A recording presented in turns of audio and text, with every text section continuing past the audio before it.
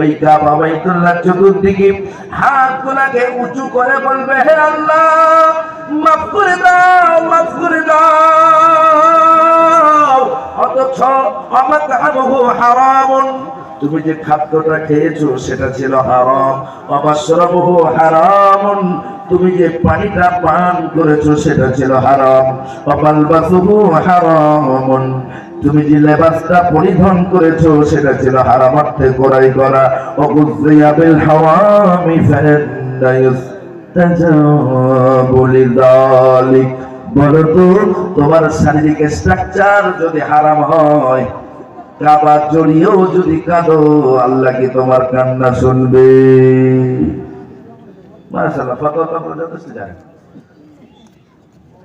যেহেতু সবাই জানেন, তারপরে একটা বার কি আল্লাহ রাস্তে বলবেন, আজ আমরা যতগুলা মানুষ এখানে একত্রিত হয়েছি, এখনো কি আমরা হারাম মুক্ত হতে পেরেছি? আবার দিয়ে বলেন, পেরেছি? বললাম না? যদি হারাম মুক্ত হতে না পারি, আমি আবুল কালাম আজাদ বলে গেলাম, আল্লাহর কসম, আল্লাহর কসম, আমার নামাজের কোনো দাম নাই, আমার সিয়ামের কোনো দাম নাই, আমার রোজা যাকাতের কোনো দাম নাই, আমার বন্দেগীর কোনো দাম মালিকের দরবারে নাই। তাই দোহাই লাগি আপনাদের কাছে, আসুন আমরা নামাজ পড়তে যেমন অভ্যস্ত হয়েছি, মাশাআল্লাহ কালিমা পড়তে যেমন অভ্যস্ত হয়েছি, সাথে সাথে হারাম বর্জন করতে অভ্যস্ত হতে শিখি। এখন আপনি বলবেন, হুজুর কি করবো? ডাইনে ভাবে সম্মুখে পেছনে যেদিকে তাকাই শুধু হারাম কর আর হারাম কর। এখন আমি একা হারাম না খেয়ে থাকি কি করে? আপনি এত সময় ধরে ভ্রাতৃত্বের কথা বললেন। ভ্রাতৃত্ব বজায় রাখতে হলে ডাইনে ভাবে সম্মুখে পিছনে সব তো হারাম খোর। আমি জানি ইন্টারেস্টের সঙ্গে যুক্ত আছে আমার ডাইনে ভাবে অনেক মানুষ। যদি তারা আমাকে দাওয়াত করে, তাদের বাড়ি যদি না দাওয়াত খেতে যায়, তাহলে তো আমার সমস্যা আছে। সম্মিলিত ভাবে আপনার সিদ্ধান্ত নেন। ইমাম সাহেবটাকে বলেন, যে ব্যক্তি হারাম খায় প্রমাণিত হয়েছে, সেই ব্যক্তির বাড়ি ইমাম সাহেব কোন আচার অনুষ্ঠানে যাবে না। দুঃখের বিষয়, ইমাম সাহেবদের যাবে না, আপনি ফতোয়া দেবেন, ইমাম সাহেবরা অ্যাডভান্স চলে যাবে, তবে আপনাদের ইমাম নয়।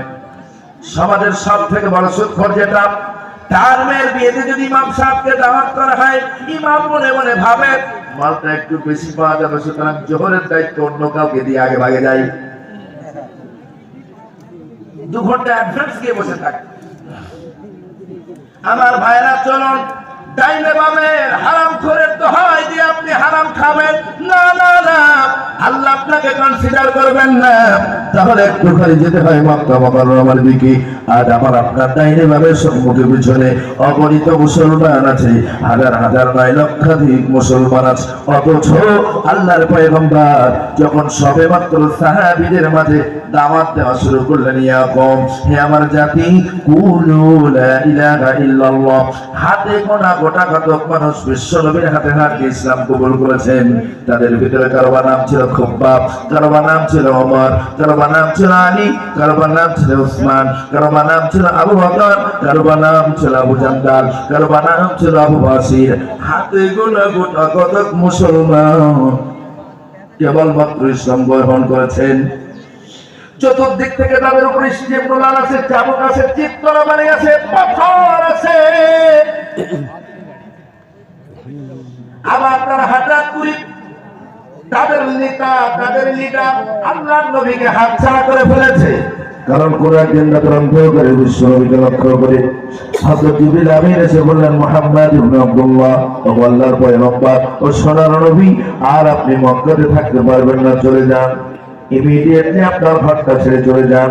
আপনি জানেন না আপনার ঘরের চতুর্দিকে দুশমনেরা অস্ত্র নিয়ে দাঁড়িয়ে আছে, আপনি পার হলে তারা আপনাকে মার্ডার করবে। বিশ্বনবীকে জিবরিল আমিন বললেন, হাতে এক মুষ্টি পানি নেন, বিসমিল্লাহির রহমানির রহিম পাঠ করে বাড়িতে ফুঁক দিয়ে বাড়িটা কেবল ছেড়ে দেন। ওই বাড়িটা প্রত্যেকটা কাফেরের চোখে পৌঁছে দেবেন আমার আল্লাহ। কোরআন শরীফ 9 পারা 18তম পৃষ্ঠায় স্পষ্ট আছে, ওমা রামাইতা ইয রামাইতা ওয়ালাকিন্নাল্লাহা রামা। বন্ধু হে, আপনি কেবলমাত্র ছেড়ে দেন, আর কাফেরদের চোখে পৌঁছে দেওয়ার দায়িত্ব আমি দিয়ে দিলাম। বলুন সুবহানাল্লাহ। আল্লাহর নবী চলে গেলেন। এত অন্ধকারে একজন মাত্র সঙ্গী আবু বকরকে সঙ্গে নিয়ে আল্লাহ পয়গম্বর মদিনাতে চলে গেল। মক্কা মুকাররমায় গোটা কত মুসলমান আছে, হাতে গোনা, ডাইনে বামে সম্মুখে পিছনে যেদিকে তাকায় শুধু হারামখোর আর হারামখোর। তামাম মক্কা শহরে হাতে গোনা 10 থেকে 12 জন মুসলমান। তাদের ভিতরে কারো নাম সামিয়া, কারো নাম খাব্বাব, কারো নাম বেলাল, কারো নাম আবু জামদাল, কারো নাম আবু বাসির। এমন গোটা কতক মাত্র যুবককে বিশ্বনবী মক্কা থেকে মদিনাতে চলে গিয়েছেন কত অন্ধকারে। যখনই আল্লাহর নবী চলে গেছে, এই মানুষগুলোর উপরে অত্যাচার, জুলুম, নির্যাতন শুরু হয়েছে। মক্কার বেঈমান বেদিন ধর্মহারারা, কুফারে কুরাইশেরা, নেতা লিডারেরা তাদের উপরে জুলুম, স্টিমরোধ, নির্যাতন চালায়। ও মুসলমান ভাইরা, ওদিকে আল্লাহর পয়গম্বর মদিনার মানুষদেরকে একই দাওয়াত দিলেন, হে মদিনার মানুষেরা, কুলু লা ইলাহা ইল্লাল্লাহ, তোমরা একটা বার মাত্র বলো লা ইলাহা ইল্লাল্লাহ। মক্কার মানুষের মতো মদিনার মানুষেরা হঠকারী ছিলেন না, তাদের মগজ ছিল ঠান্ডা, তাদের ভিতরে ছিল কিছু কিতাবী জ্ঞান, তাদের ভিতরে ছিল তাওরাতের অনেক অনেক জ্ঞান। তারা বিশ্বনবীর আগমনের প্রতীক্ষায় ছিলেন, বিশ্বনবীকে তারা তালাশ করছিলেন। তারা বুঝতে পেরেছিলেন, সিমটম পেয়েছিলেন যে আখেরি জামানার পয়গম্বরের আসার সময় হয়ে গেছে। ঠিক তেমনই একটা পিরিয়ডে আল্লাহ রাব্বুল আলামিন বিশ্বনবীকে মদিনাতে হিজরত করালেন। মদিনার মানুষগুলোকে যখন বললেন, তোমরা একটা বার বলো লা ইলাহা ইল্লাল্লাহ মুহাম্মাদুর রাসূলুল্লাহ, মদিনার মানুষেরা সকলে বলাবলি করতে লাগলেন, তাহলে এই বুঝি সেই নবী যার কথা আমরা তাওরাতের ভিতরে পেয়েছি। তাদানীন্তন সময়ের